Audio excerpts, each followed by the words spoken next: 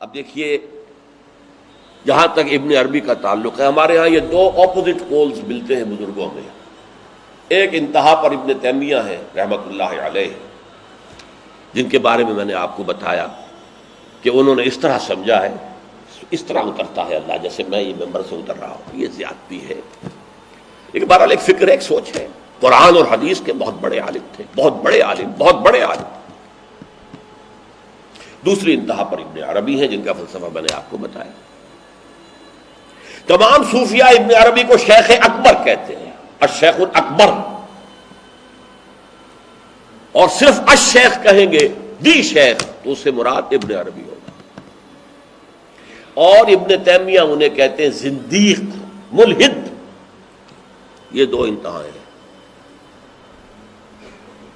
ہمارے ہاں جو عام طور پر اہل حدیث حضرات ہیں وہ ابن تیمیہ کے فالوورز ہیں ان عقائد میں. ان کے ہاں تصور کیا ہے؟ اللہ تعالی ہر جگہ اگر ہے تو صفاتی اعتبار سے، ذاتی اعتبار سے نہیں. وہ تو اپنی جگہ عرش پر ہے، ساتویں آسمان کے اوپر عرش ہے، عرش کے اوپر کرسی ہے، کرسی پر وہ ہے. اب اس میں ایک طرح کی تجسیم بھی آ گئی، محدودیت بھی آ گئی. اس کائنات میں تو اللہ ہے ہی نہیں، تو پھر اللہ محدود ہو گیا نا، وہ تو کسی خاص جگہ پر ہو گیا نا. ایک تصور یہ ہے. اور عام آدمی یہ بھی سمجھے تو ٹھیک ہے، اسے یہ معلوم رہے کہ اللہ ہی رازق ہے، اللہ ہی خالق ہے، اللہ ہی مصیبت سے نجات دلانے والا ہے، اللہ ہی مشکل کشا ہے، اللہ ہی حاجت روا ہے، اللہ ہی، یہ بس اسے معلوم ہو، توحید مکمل ہو گئی.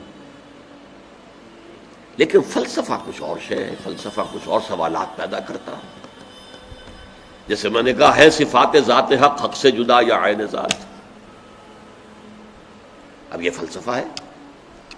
صفات باری تعالی اگر قدیم ہے صفات تو یہ غصہ، یہ تو قدیم نہیں ہو سکتا. غصہ تو کسی کام پر آیا، خوشی تو کسی کام پر ہوئی، یہ قدیم کیسے ہوگا؟ تو عین یا غیر، لا عین ولا غیر. اور جس کو میں تعبیر کرتا ہوں کہ من وجہ عین ذات ومن وجہ آخر غیر ذات. اب اس سلسلے میں علامہ اقبال نے جو بات کہی ہے، جو پروفیسر یوسف سلیم چشتی مرحوم نے مجھے بتایا تھا کہ انتقال سے صرف 3 ماہ قبل یہ اشعار کہے. وحدت الوجود کے، پینتھیزم کے، دونوں کے شدید مخالف تھے علامہ اقبال شروع میں.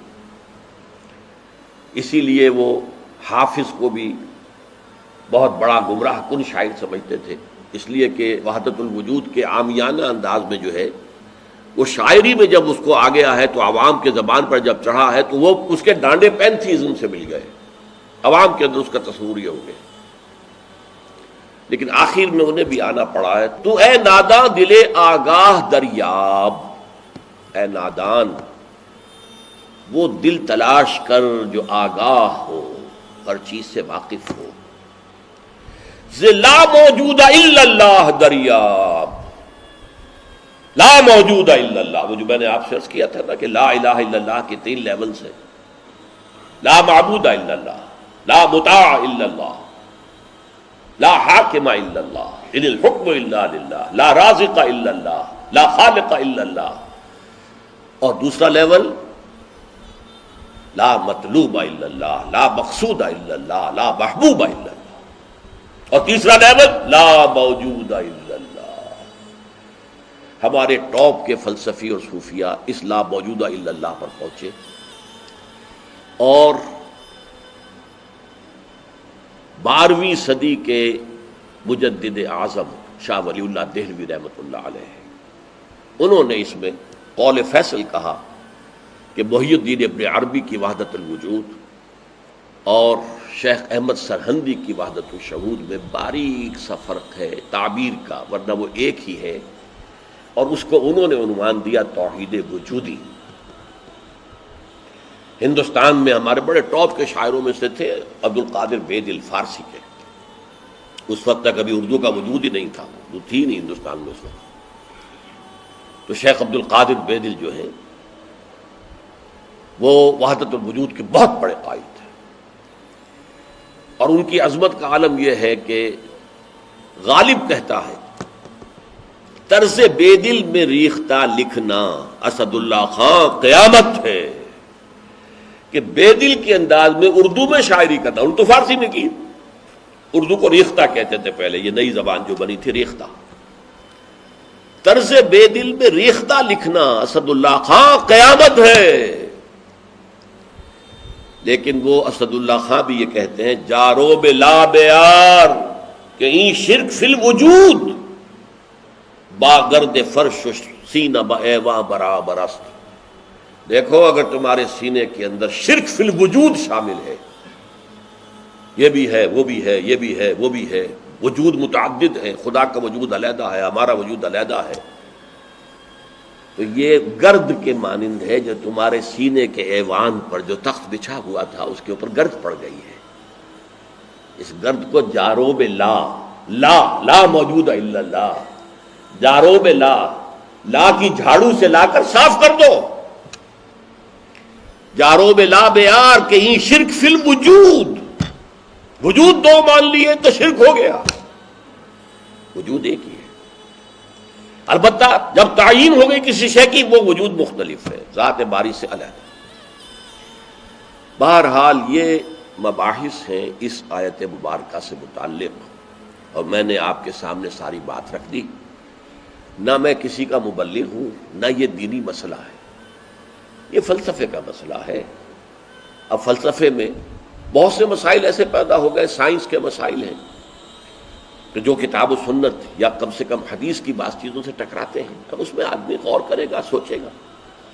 اسی طریقے سے یہ فلسفے کے مسائل ہیں جو ہمیشہ سے جن پر کام ہو رہا ہے، لیکن یہ دین جو ہے وہ شریعت اور طریقت کا نام ہے۔ حقیقت کو چھوڑ دو، حقیقت جو ہے بس ہے۔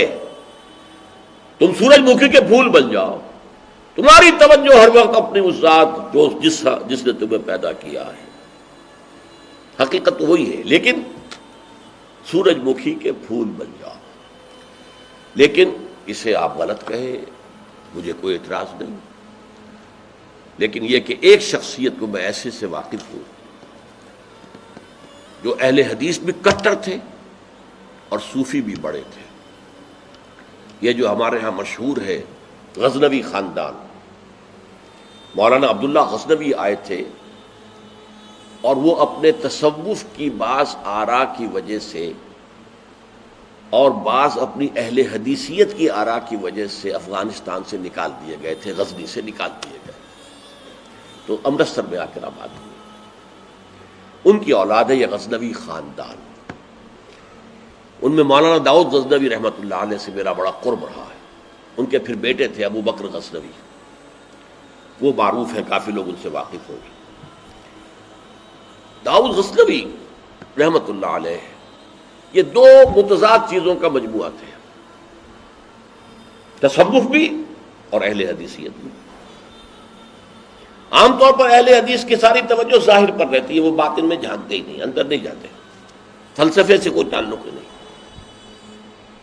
لیکن فلسفہ اور تصوف یہ جڑے ہوئے آپس میں جولی دامن کے ساتھ۔ انہوں نے ایک دفعہ منٹگمری میں جو اب سائیوال کہلاتا ہے آ کر تقریر کی، اہل حدیث مسجد تھی، میں بھی گیا ہوا تھا سننے کے لیے۔ انہوں نے وہ اہل حدیث نوجوانوں سے کہہ رہے تھے کہ دیکھو تم اپنے مسلک پر قائم رہو، ہم غیر مقلد ہیں، ہم کسی کے مقلد نہیں ہیں، نہ ابو حنیفہ کے نہ مالک کے، لیکن کبھی بھی ان ائمہ کی توہین نہ کرنا۔ یہ ہمارے عام نوجوان جو کہتے ہیں ابو حنیفہ کو کیا پتا تھا، ابو حنیفہ کے پاس تو علم ہی نہیں تھا، ابو حنیفہ تو جو ہے علم حدیث میں کورے، یہ توہین کے الفاظ کبھی استعمال نہ کریں۔ اچھا، اس واعظ کے ساتھ انہوں نے مثال دی کہ دیکھیے شیخ محی الدین ابن عربی رحمۃ اللہ علیہ کے سب سے بڑے مخالف شیخ احمد سرہندی رحمۃ اللہ علیہ تھے، دونوں کے لیے رحمۃ اللہ علیہ کہا۔ میں حیران ہو گیا، یہ وہابی آدمی، کٹر وہابی اہل حدیث، اور یہ شیخ ابن عربی رحمۃ اللہ علیہ کہہ رہا۔ خیر میرے دل پر بھی اثر ہوا کہ بڑی وسعت ہے ان کے فکر و نظر میں۔ میری اہلیہ کے چچا تھے، ان کے ایک بیٹے، سب سے چھوٹے بیٹے یہاں مجمع میں موجود بھی ہیں، شیخ فضل الرحمان مرحوم۔ ان کے بہت گہرے تعلقات تھے یہ جو خاندان غزنوی خاندان سے. انہوں نے شام کو کھانے پر بلایا، مجھے بھی بلا لیا، میں ان کا داماد ہی تھا نا. تو وہاں میں نے کہا کہ حضرت آپ نے شیخ ابن عربی کے ساتھ رحمت اللہ علیہ کے الفاظ استعمال کیے، جبکہ ابن تیمیہ نے کوئی شرعی گالی چھوڑی نہیں ان کے لیے. زندیق، ملحد، اور آپ اہل حدیث ہیں، یہ کیسے ہوا؟ میں ان کی عظمت کا قائل ہو گیا، ان کی آنکھوں میں آنسو آ گئے. کہنے لگے ڈاکٹر صاحب یہ دونوں ہمارے بزرگ ہیں، ہم خرد ہیں، آپس کے اختلافات وہ جانے، ہم چھوٹے ہیں، خرد ہیں، خرد رہنے ہی میں عافیت سمجھتے ہیں، ہمارے لیے دونوں محترم ہیں.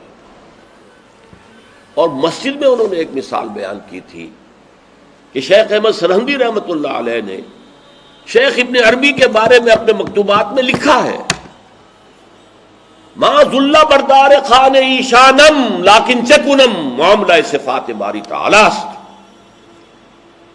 کہ ہم شیخ ابن عربی کے دسترخوان کے جھوٹے ٹکڑے کھانے والوں میں سے ہیں. کون کہہ رہا ہے؟ مجدد الفسانی کہہ رہا ہے. ما ذل بردار خان ایشانم، ان کے دسترخوان کے سوکھے جوڑے ہوئے جھوٹے ٹکڑے کھانے والوں میں سے ہم ہیں. لیکن چکنم، لیکن کیا کریں، معاملہ سے بات باری تعالی است. یہ باری تعالیٰ کی صفات کا معاملہ ہے، ہمیں اختلاف کرنا پڑ رہا ہے، اختلاف ہم کر رہے ہیں، لیکن ہم ان کے دسترخوان کے جھوٹے ٹکڑے کھانے والے. یہ کہہ رہے ہیں شیخ احمد سرہندی رحمۃ اللہ علیہ، جن کے بارے میں مشہور ہے کہ ابن عربی کا یا تو مخالف اول ابن تیمیہ رحمۃ اللہ علیہ، اور یا پھر مخالف دوم جس نے جوابی فلسفہ پیدا کیا، وہ شیخ احمد سرہندی رحمۃ اللہ علیہ. تو یہ ہے کہ ان چیزوں کے بارے میں اپنے سینوں کو وسعت دیجیے. آپ ابن عربی کی بات کو چھوڑ دیجیے، پھینک دیجیے، لیکن توہین نہ کیجیے، اس کو خام خواہ کفر سے تعبیر نہ کیجیے. یہ چیزیں جو ہیں، اور پھر ہمارے سارے صوفیہ جو اس کے قائل ہیں، پھر ان سے بدزنی ہو گئی. میں صرف اس لیے کہ وہ بدزنی اور دلی نفرت کا معاملہ ختم ہو جائے، میں یہ ساری بحث اس لیے کیا کرتا ہوں، ورنہ میرے عام دروس میں ان مسائل پر گفتگو نہیں ہوتی. بڑے گہرے مسائل ہیں اور ان کا سمجھنا عام لوگوں کے لیے ممکن بھی نہیں ہے، بلکہ عام آدمی کے، یہ جس کو کہتے ہیں نا ہوشدار کے رہ بردب تیغست قدم را، ہوشیار رہ جاؤ، یہ تم جو چل رہے ہو یہ تلوار کی دھار کی طرح کا راستہ ہے، کاٹ کے رکھ دے گا تمہیں. جیسے ہم کہتے ہیں پل صراط جو ہے وہ بال سے زیادہ باریک ہوگا اور تلوار کی دھار سے زیادہ تیز ہوگا، جس پر سے گزرنا ہے قیامت میں. یہ کہاوت ہے.